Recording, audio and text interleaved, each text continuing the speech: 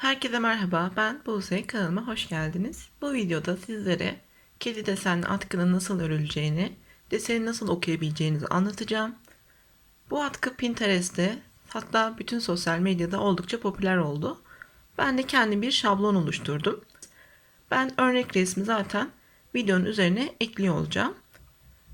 Örerken anti-peeling ip kullanmak istiyorum. Bebek ipi olarak da geçiyor aynı zamanda.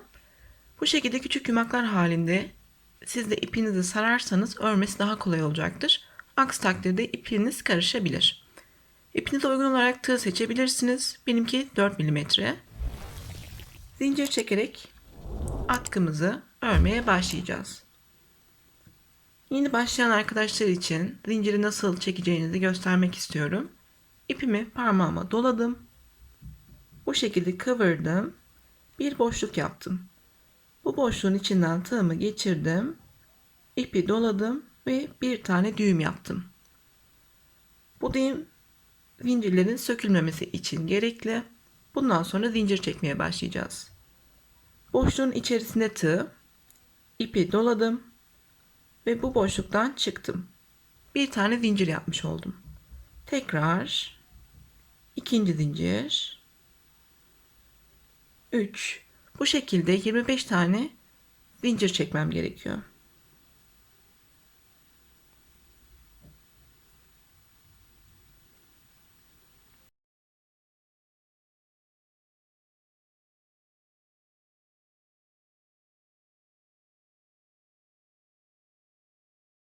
25 tane zinciri çektim. Modeli örerken yarım trabzan kullanmak istiyorum. O yüzden üzerine 2 tane daha zincir yaptım. 1, 2, 3. Üçüncü ilmeğe batarak artık örmeye başlayacağım. Örerken bir sıra boyunca bu renkle devam edeceğim. Yarım trabzan yapmak için ip tığın üzerinde 1, 2, 3 geri sayıyorum. Üçüncü ilmeğin içerisine batıyorum. İpi tekrar doladım ve bu boşluktan geri çıktım. Tığda 3 tane ilmek var. İpi doladım ve 3 ilmeği birlikte ördüm. Böylece yarım trabzan yapmış oldum. Tekrar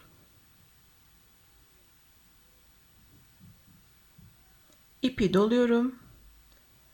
İlmeğin içine batıyorum. Tekrar doladım. Aynı boşluktan çıktım. 3 ilmeği ördüm. Bu şekilde sıra sonuna kadar bir sıra boyunca aynı renkle yarım trabzan yapıyorum.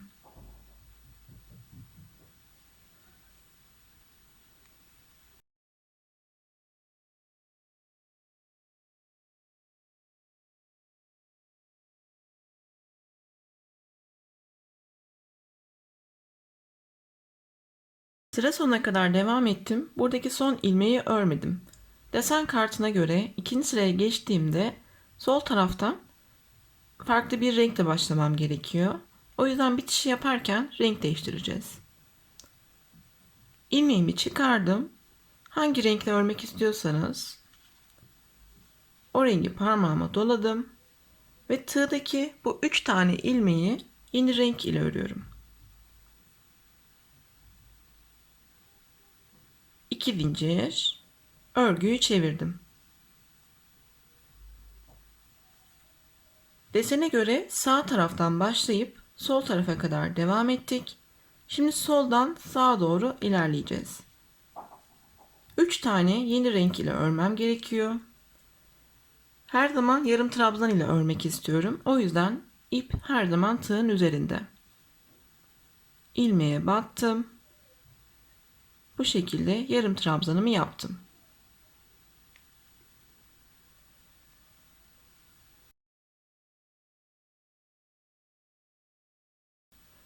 Üçüncü ilmeği çıkardıktan sonra bunu bırakıyorum.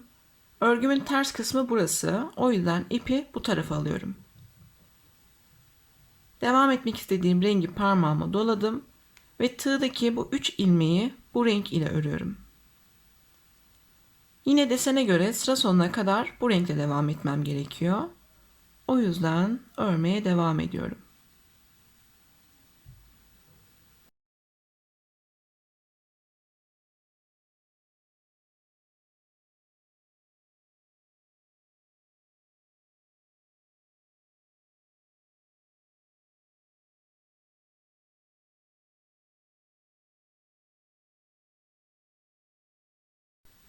Sıra sonuna kadar devam ettim. Üçüncü sıraya başlarken yine iki zincirle başlayacağım. Her zaman iki zincirle başlıyoruz yeni sıraya. Desen kartına göre benim buradaki yeni rengime krem rengi diyorum artık. Bu krem rengini 3 ilmekten 4 ilmeğe çıkarmam gerekiyor.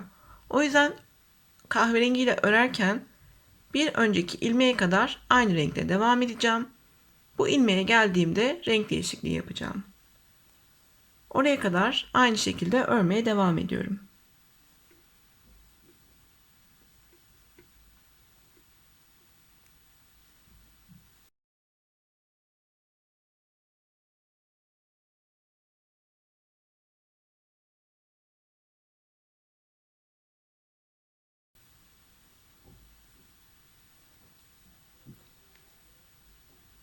Buradaki kahverengi ilmeği krem renk ile örmem gerektiği için bu son ilmeği örerken yeni renkle örmem gerekiyor. Kahverengi ile ilmek çıkardım, ipi bıraktım, krem rengi parmağıma doladım ve buradaki 3 ilmeği krem ile ördüm. Burada bir tane olan kahverengi ilmek ise artık krem rengi olacak. Kremle devam ediyorum. Geri kalan 3 ilmeği de örüyorum ve toplam 4 tane ilmek oldu.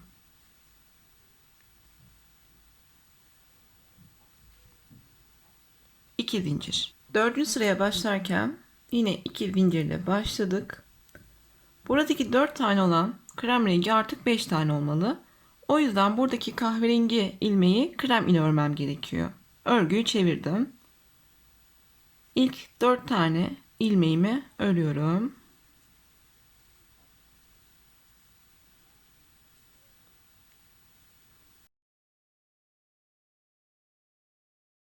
Desen kartına göre buradaki ilmeği krem renk ile örmem gerekirken geri kalan ilmekleri aynı şekilde örmem gerekiyor. O yüzden krem ile ilmek çıkardım. Bu ipi bu tarafa alıyorum çünkü ters kısım burası. Ve bütün ilmekleri geri kalan kahverengi ile örmeye devam ediyorum.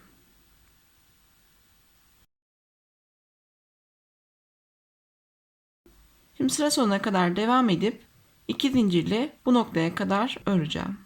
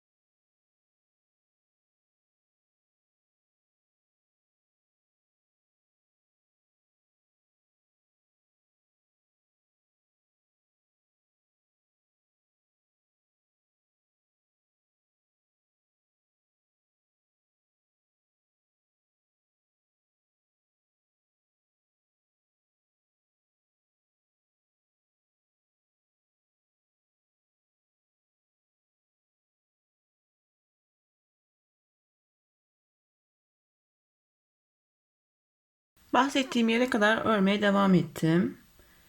Bakın krem ilmeklerimi sayıyorum. 1, 2, 3, 4, 5.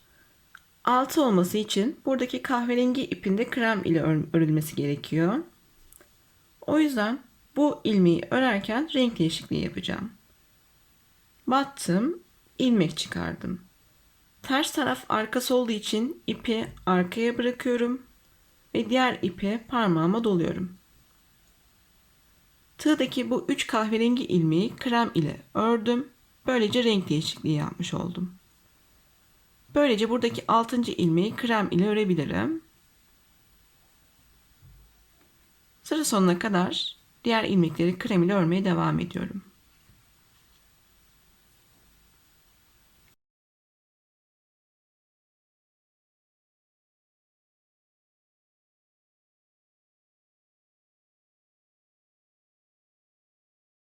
Altıncı sıraya başlarken artık kahverengi kedi için göz kısmını da örmeye başlayacağız. O yüzden Siyah bir yumağa da ihtiyacımız var. Desene göre buradaki 6 tane ilmek 8 tane olmalı. İlk 6'yı örüyorum.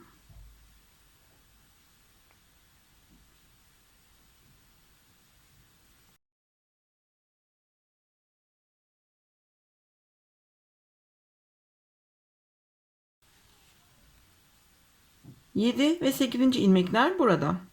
7'yi de örüyorum.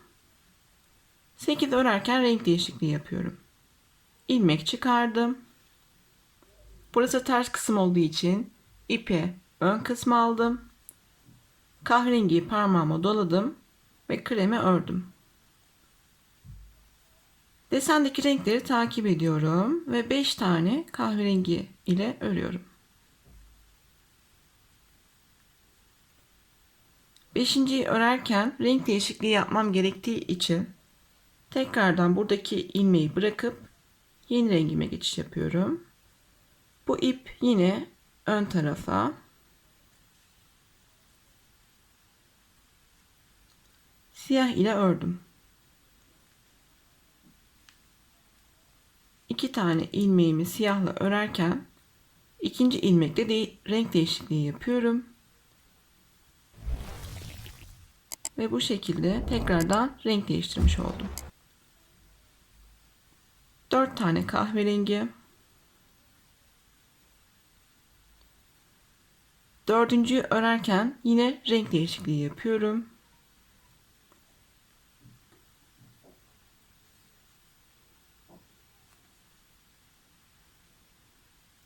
İki tane siyah göz için. Yine ikinciyi örerken kahverengiye geçiş yapıyorum.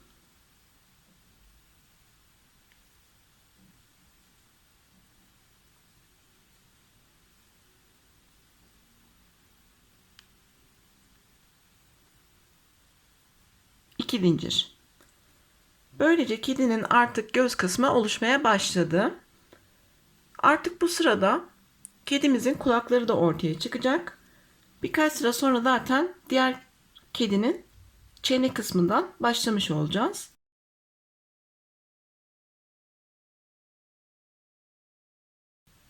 Örerken deseni takip ederek örüyorum ve tabii ki de ilmekleri sayıyorum. Aksi takdirde karışacaktır. Şu an görüntü bu şekilde. Devam ediyorum. 2 zincir yapmıştım.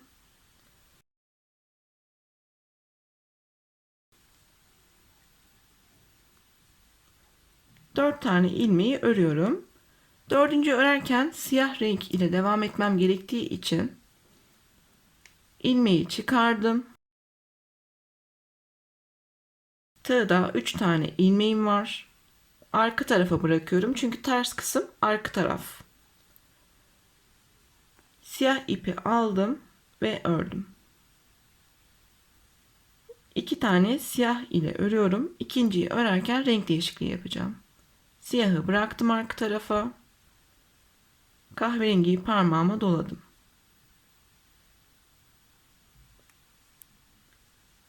Ortadaki 4 tane ilmeği örüyorum.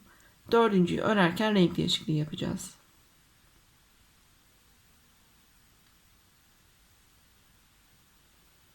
Arkaya bırakıyorum. Siyahı aldım ve siyah ile ördüm. 2 tane siyah. İkinciyi yaparken kahverengi ile devam edeceğim.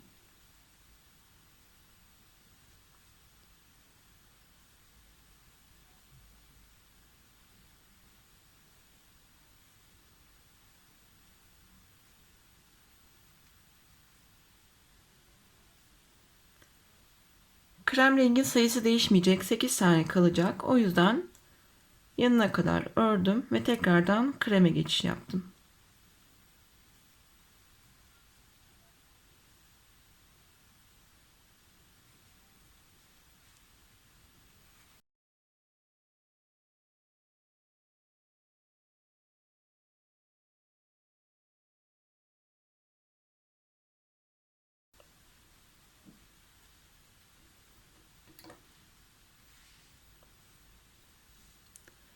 Şu an görüntü bu şekilde. 2 sıra boyunca hiçbir sayı değişikliği olmadan örmeye devam edeceğim. 8 tane krem ve geri kalan bütün ilmekler kahverengi olacak şekilde 2 sıra öreceğim.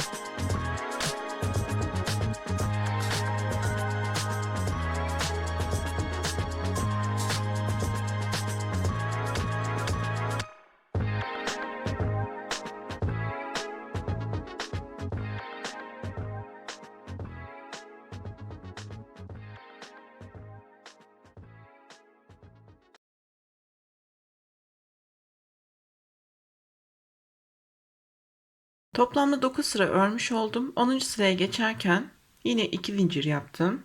Örgüyü çevirdim. Burada 8 tane olan ilmeği 9 yapmak istiyorum.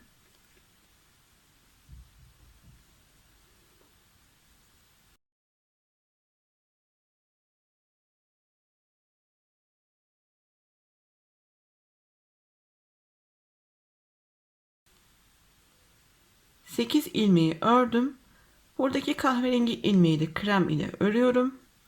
Ancak kahverengi ile devam etmem gerektiği için bunu arka tarafa alıyorum. Tığdaki 3 ilmeği kahverengi ile örüyorum. Artık kedinin kulak kısmına geçiş yapıyoruz. 5 tane kahverengi örüyorum.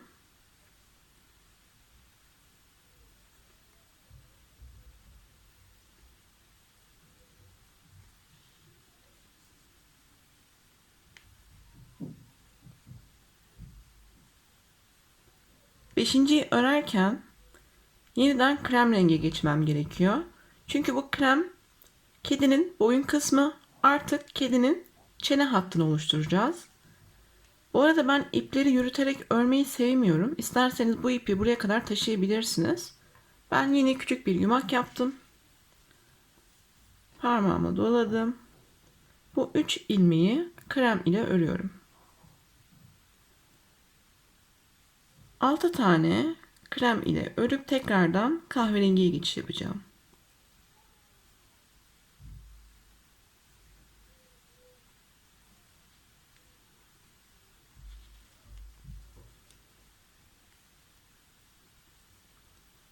Altıncıyı örerken yine ilmeği çıkardım. İpi bıraktım. Yine küçük bir yumak yapmıştım. Yine isterseniz bunu buraya kadar yürütebilirsiniz tabii. Kahverengiyle ördüm. Kalan 5 ilmeği de kahverengiyle örüyorum.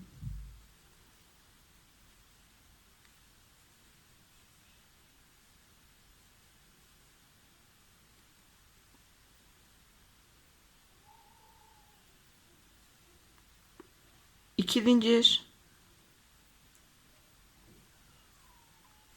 Şu an görüntü bu şekilde. Krem renkli kedinin çene hattı burası.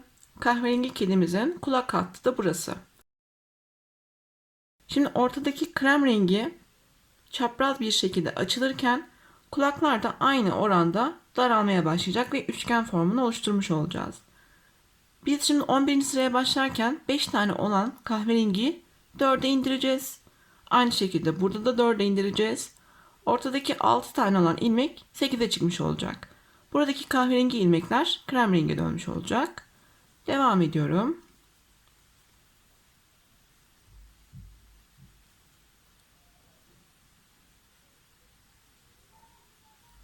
Dördüncü ilmeği örerken ipi bırakıyorum ve krem ile devam ediyorum. Buradaki kahverengiyi kremle örüyorum.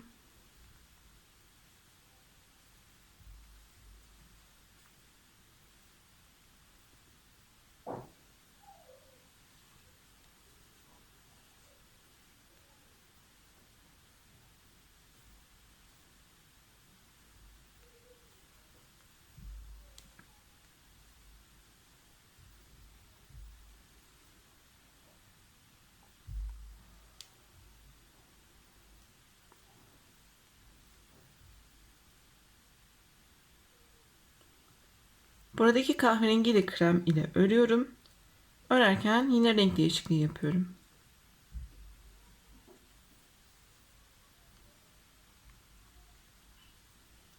Dört tane kahverengi.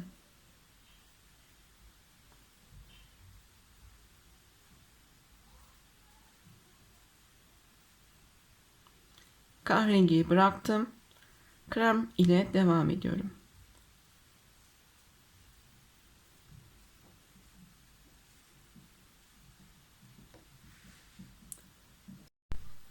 On sıranın sonuna geldiğimizde renk değiştirmemiz gerekiyor. 12. sıraya başlarken bir sonraki kedinin de boyun kısmına başlayacağız. Buradaki son ilmeği örerken ilmeği çıkardım. Yeni rengim benim siyah. Sizinki hangisi ise onunla örebilirsiniz. 2 zincir. Deseni takip ettiğimde yine 3 tane ilmekle başlamam gerekiyor. Örgüyü çevirdim. 3 tane siyah örüyorum.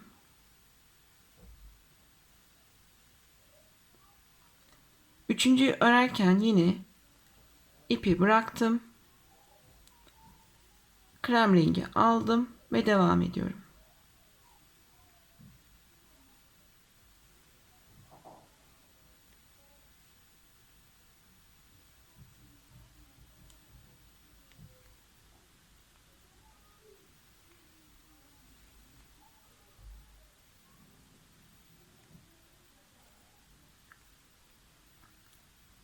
Kremi bıraktım.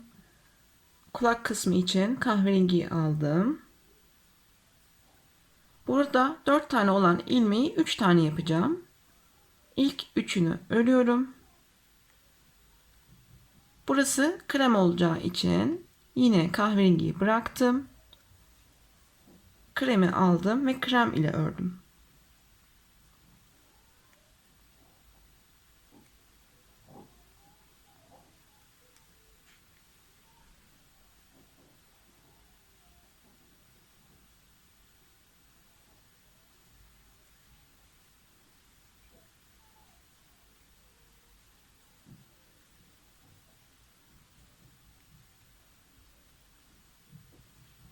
Buradaki 4 ilmekte 3 tane olmalı. O yüzden buradaki kahverengiyi de krem ile öreceğim. Bıraktım. Kahverengiyi aldım.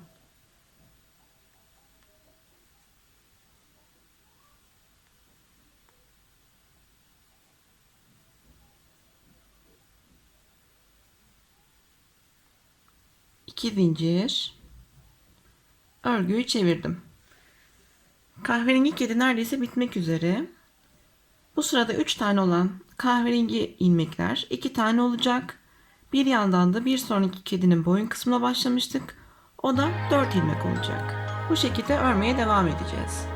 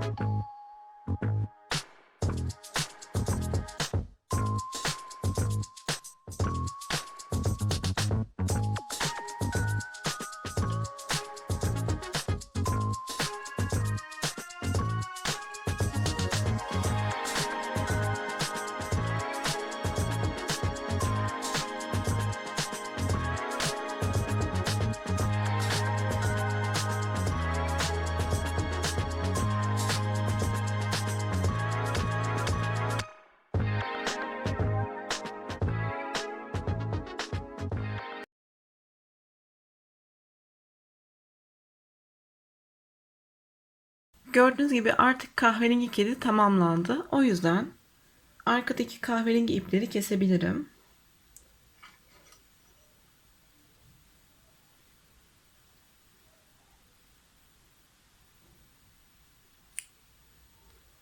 Buradaki siyah ipleri de kesebiliriz. Unutmuşum onları.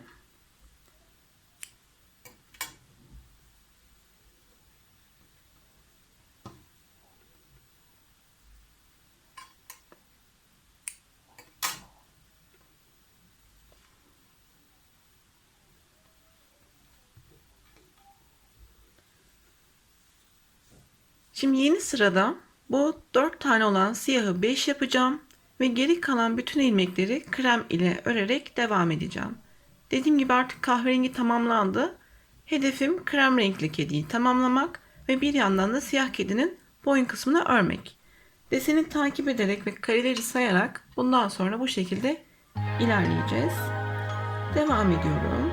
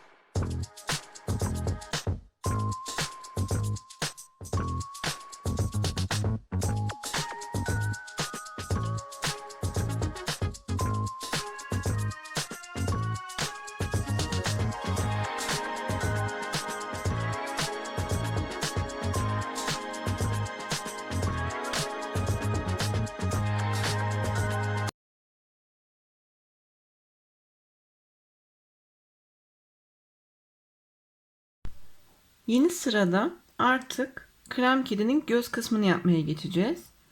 Buradan 4 tane krem öreceğim. 2 tane göz yapacağız. 4 tane krem öreceğim. 2 tane göz yapacağız. 5 tane krem örüp buradaki siyahı da 8'e çıkarmış olacağım. Alttaki kedinin motifi diğer kedilerden farklı. Bu daha belirgin olsun istediğim için aralarda birer ikişer ilmek farklılık yaptım. Başlıyorum. Desende görüldüğü gibi örmeye devam ediyorum.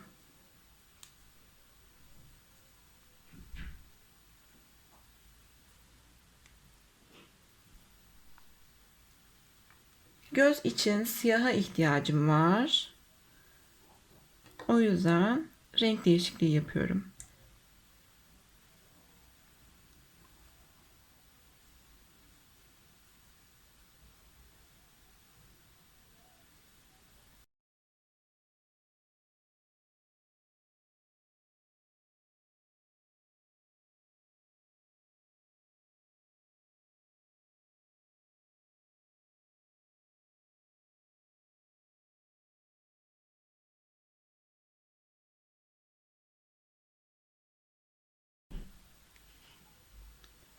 Yine gözü yapmam gerekiyor.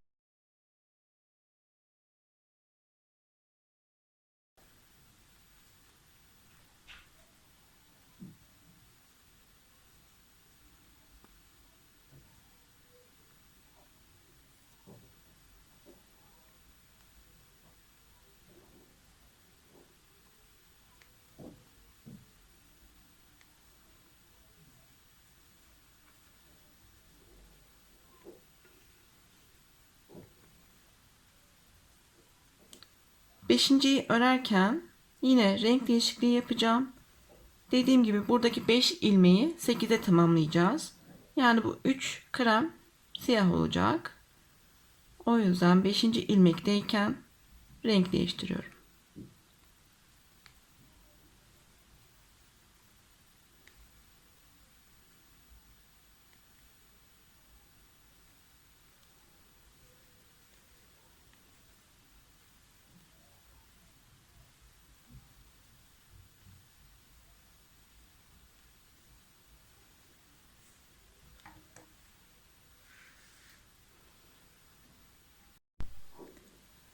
Yeni sıraya başlarken hiçbir değişiklik yapmadan gördüğüm gibi örmeye devam edeceğim.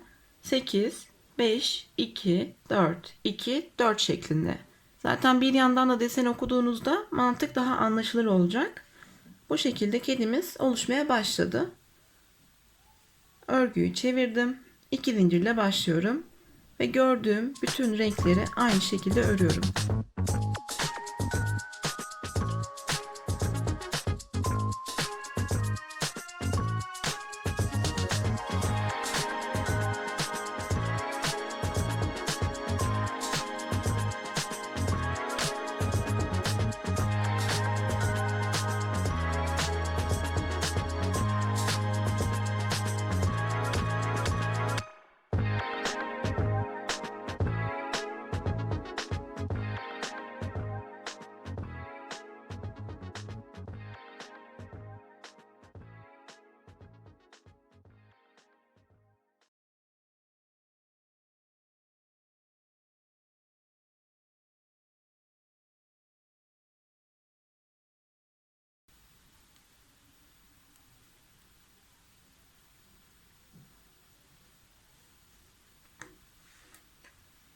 Örgüyü çevirdim. Krem kedinin gözleri tamamlandı. Bu sırada bütün ilmekleri krem öreceğim. Siyahları da aynı şekilde 8 tane öreceğim. Ve sıra sonuna kadar devam ediyorum. Umarım mantığı anlaşılır olmuştur. Çünkü bütün atkıyı örmem mümkün olmayacak video karşısında. Bu şekilde devam ediyorum.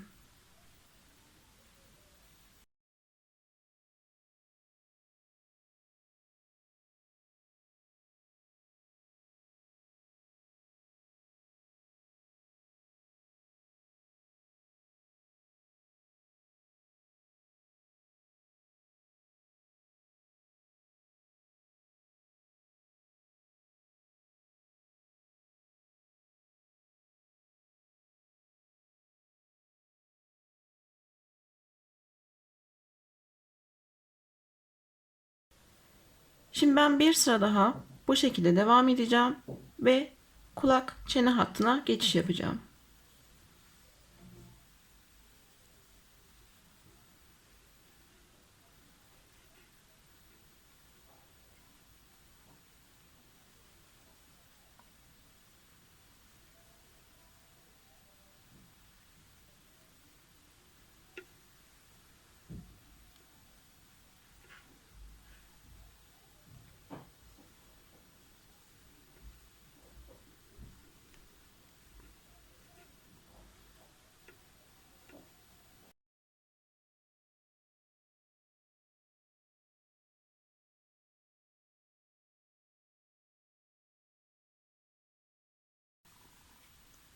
Yeni sıraya kulak kısmıyla başlıyorum.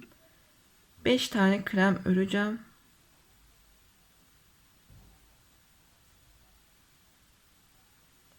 Beşinciyi örerken bu kedinin çene hattı için siyah ipe ihtiyacım var. Siyah ile ördüm. 6 tane siyah ile örmeye devam ediyorum.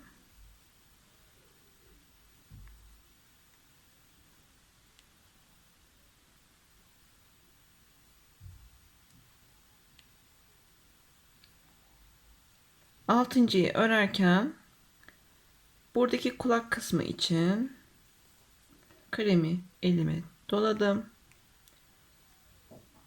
Krem ile ördüm. 5 tane kulak örüyorum.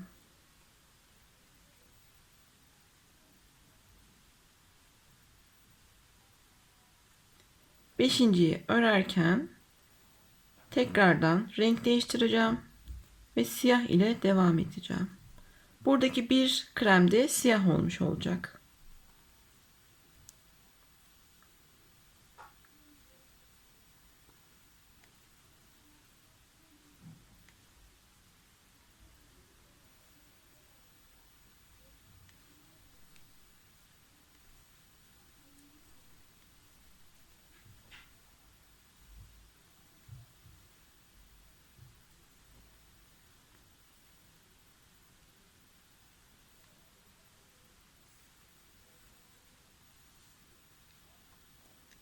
Yine 2 zincirle yeni sıraya başladım. Örgüyü çevirdim ve devam ediyorum.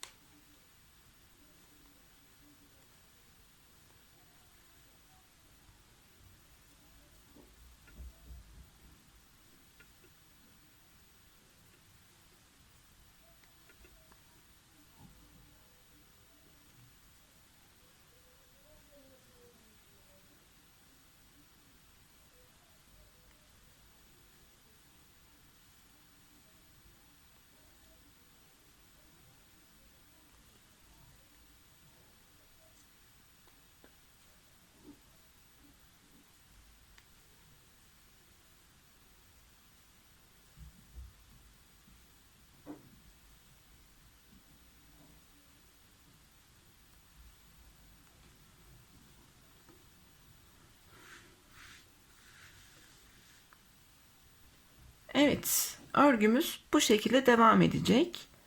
Örneğin bu sırada 4 tane olan kulak 3 tane örülürken bir yandan da yeni kedimizin boyun kısmına buradan başlamamız gerekecek. Zaten deseni ekrana ekliyor olacağım. O deseni tek tek takip ederek örebilirsiniz. Atkıyı istediğiniz kadar devam ettirebilirsiniz. Bu deseni başka şeyler için de kullanabilirsiniz elbette. Size kalmış. Ben bu çene hattından sonra zaten kediyi tamamlayacağım. Bir yandan yeni kedime başlayacağım. Yine gözler, kulaklar aynı şekilde devam edecek. Umarım anlaşılır olmuştur. Çünkü bütün atkıyı video karşısında örmem mümkün olmayacak. İplerden bir kere daha bahsetmek istiyorum. İpim anti peeling bebek ipi. İsterseniz %100 akrilik ip kullanabilirsiniz. Pamuk, bambu veya yünlü ipler tercih edebilirsiniz. Benim ipim ince. Daha kalın iplerle de örülebilir elbette, pofuduk bir atkı olsun isterseniz. O zaman tığ numaranızı ipinizin üzerinde yazan etikete göre ayarlayabilirsiniz. Önerilen tığ kalınlığı, şiş kalınlığı ipin üzerindeki etikette yazıyor olacaktır. 4 tane renk kullanıyorum ben. Bir de sarı rengim var. Kahverengi, krem, siyah ve sarı renkte kedilerim olacak. İsterseniz 2 renkte kullanabilirsiniz. Tek renkle örmek mümkün değil tabi desenin belli olması için. Umarım anlaşılır ve keyifli olmuştur. Tamamlanmış halini Instagram hesabımda da paylaşıyor olacağım bu arada. Çünkü ben de hala örüyorum.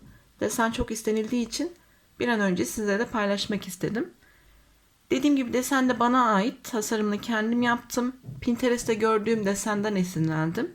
Tek tek kareleri oluşturdum. O yüzden örersiniz, beni etiketlemeyi ve benimle paylaşmayı ihmal etmeyin. Ben de bir an önce sabırsızlanıyorum aslında tamamlamak için. Instagram'da süreci zaten paylaşıyorum adım adım.